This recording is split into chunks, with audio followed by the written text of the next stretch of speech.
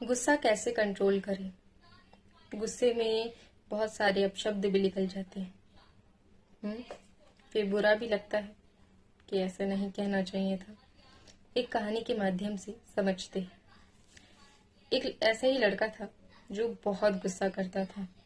वो अपने पिताजी से बहुत अपशब्द भी कहता था और फिर गुस्सा ठंडा होने के बाद वो सॉरी भी बोलता था।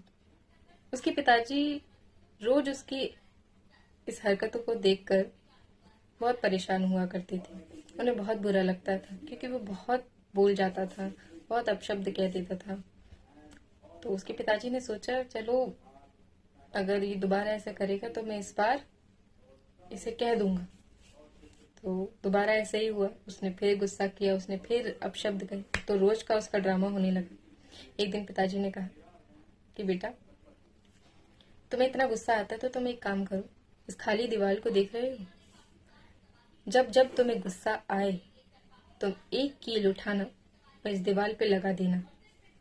तो उसने कहा ठीक है।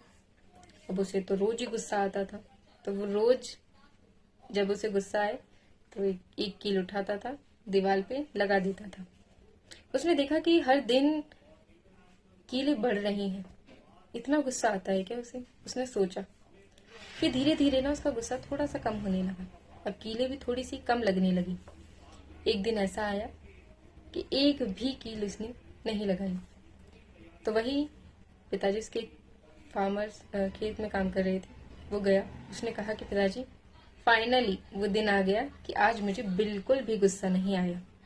उसके पिताजी ने कहा ठीक है, तुम मेरे साथ चलो। तो अपने पिताजी के साथ गया। पिताजी ने दीवार की ओर इशारा करते हुए कहा कि जितनी भी कील लगाएंगे ना तुमने, इसे निकाल दो। उसने ऐसा ही किया, निकाल दी कील। कील निकालने के बाद उसके पिताजी ने कहा कि देखो, इस कील की जो निशान है इन्हें तुम भर सकते हो क्या? इन दागों को मिटा सकते हो क्या? तो उसने कहा नहीं। तो कहता है बिल्कुल ऐसा ही, जब तुम गुस्से में अपशब्द कहते हो तो मेरे दिल को बहुत लगती है। उसका घाव तुम नहीं भर सकते। तुम्हारे अपशब्द इतने कटु होते हैं कि मेरे हृदय में चुभन होती है। ऐसे ही हम गुस्से में ना जाने किससे क्या कह देते हैं और फिर हमें अफसोस होता है। तो देखिए, आपने तो बोल दिया, पर आपके बोले शब्द किसी को बहुत बुरे लग सकते हैं। तो कोशिश करें कि गुस्सा ना करें और गुस्से पे कंट्रोल करें।